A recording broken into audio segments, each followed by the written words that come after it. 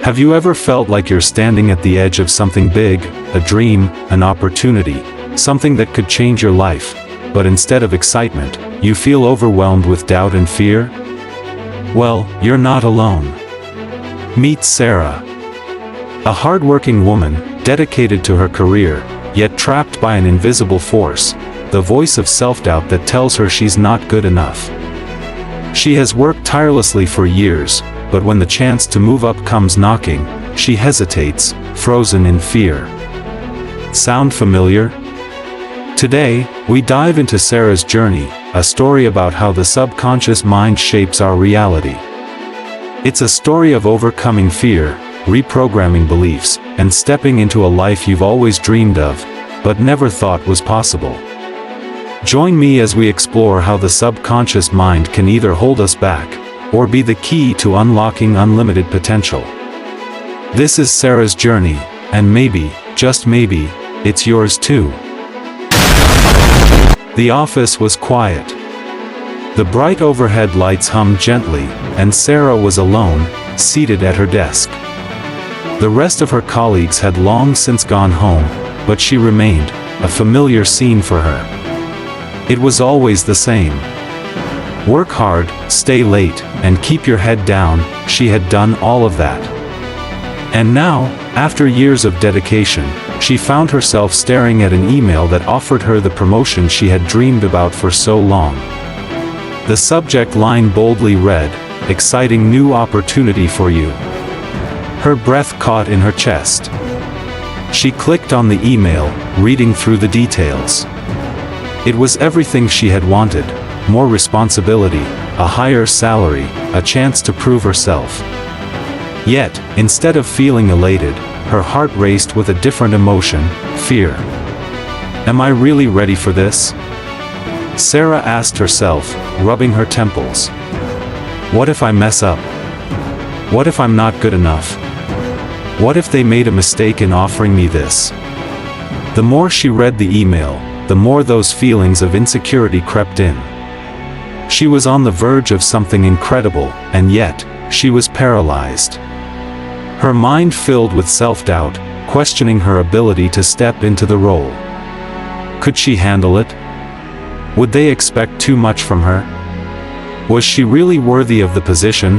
Her fingers hovered over the "accept" button, but they trembled. Every cell in her body screamed for her to close the laptop.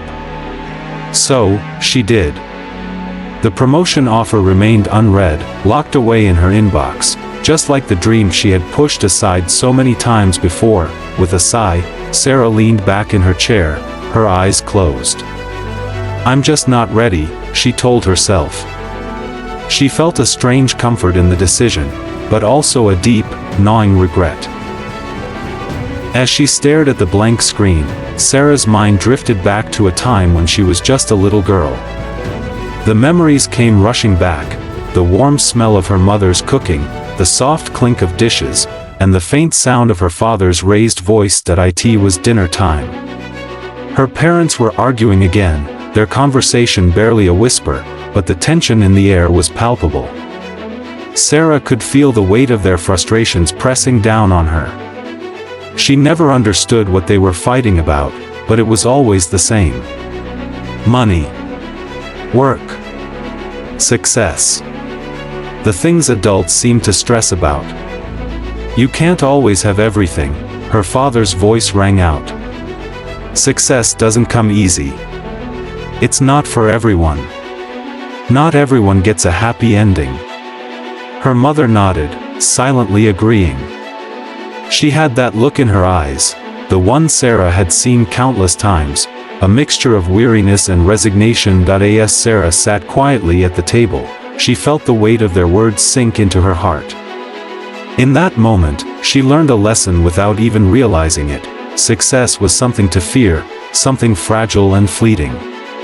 It was something to chase, but never too hard. Her mother's quiet murmurs echoed in Sarah's mind: "You can try, but you might not make it.